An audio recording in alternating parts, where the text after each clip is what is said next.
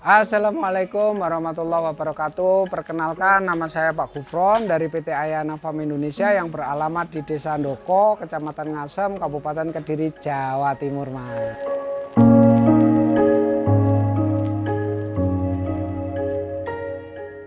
Ya, ini domba-domba kita. Salah satu dari domba yang ada di PT Ayana Farm ini domba Dorper full blood betina, Mas. Bunting-bunting ini, Mas. Yang kemarin kita importasi dari Australia, Mas, untuk jadikan bibitan di kemudian hari.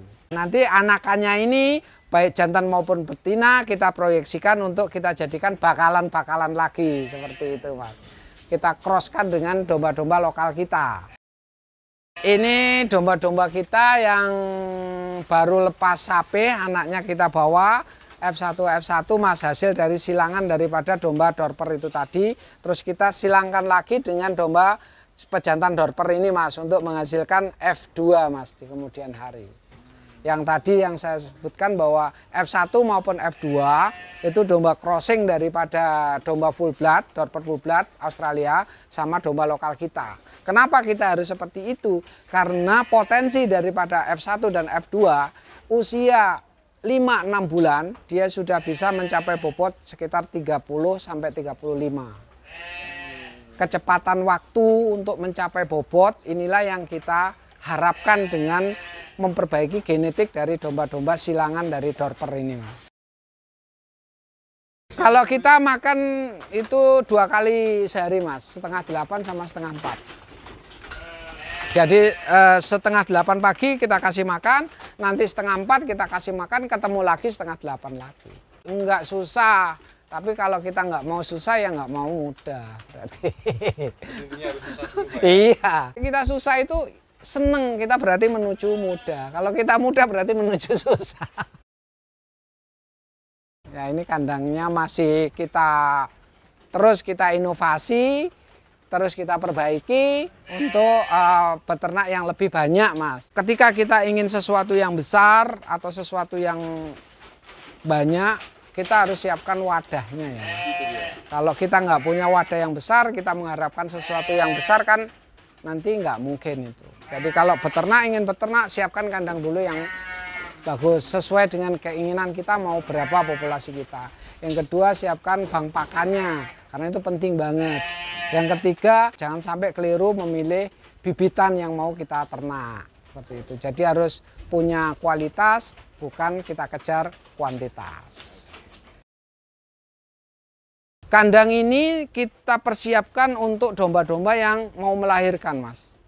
Jadi domba-domba yang sudah terdeteksi mau melahirkan kita kasih ke tempat kandang, namanya ini kandang soliter.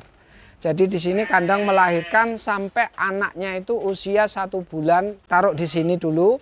Ini kita ada 2 bagian. Jadi ketika domba ini sudah 2 minggu, itu dia sudah mulai belajar makan, Mas.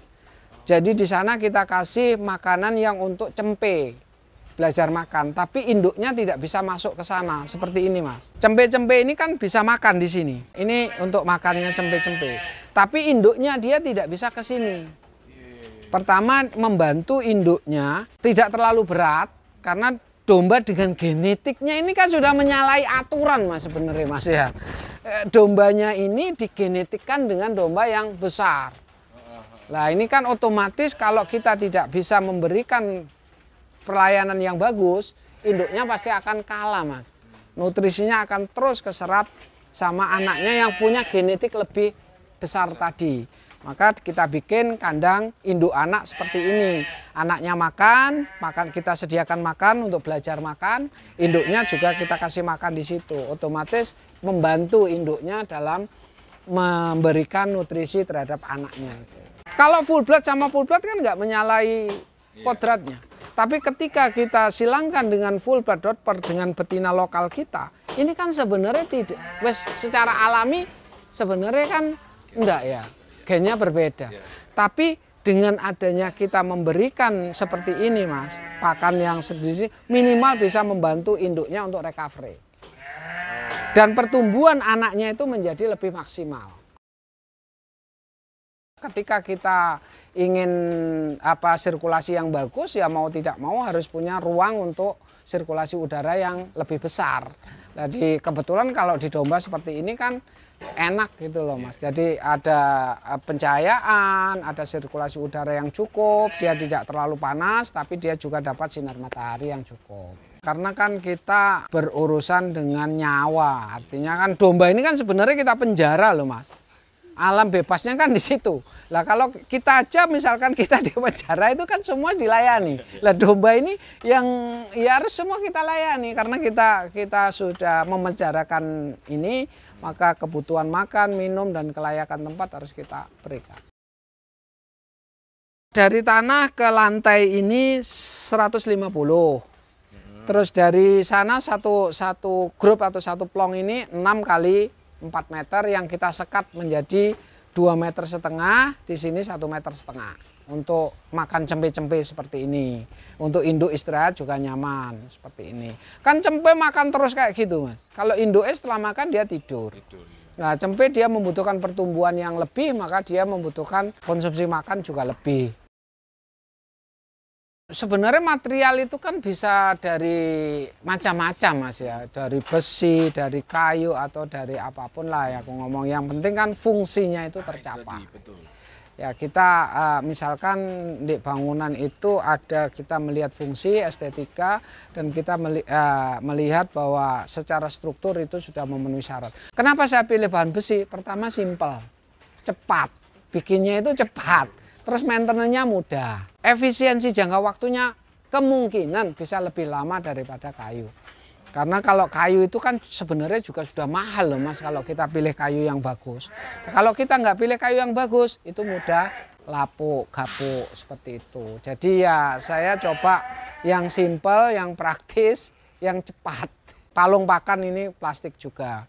Terus ininya juga plastik juga. Sehingga untuk mempermudah dalam maintenance dan perawatan sehari-hari. Bisa dilepas, dia bisa dilepas untuk dibersihkan ataupun diisi pakan seperti itu Mas. Jadi bagi teman-teman yang mau sharing-sharing, kita sama-sama belajar, sama-sama belajar di peternakan ini. Yang teman-teman yang misalkan mau kepingin melintas di Kediri atau di mau mampir monggo, kita sharing-sharing, kita ngobrol-ngobrol santai lah di domba ini, karena di domba ini kan termasuk hobi Mas, seneng, banyak saudara, banyak teman, banyak ilmu, banyak rezeki kan seperti itu. Jadi kita open, kita terbuka, kita berada di kawasan yang dekat dengan perkotaan juga, bahkan di tengah-tengah kota kalau saya bilang Ayana Farm ini.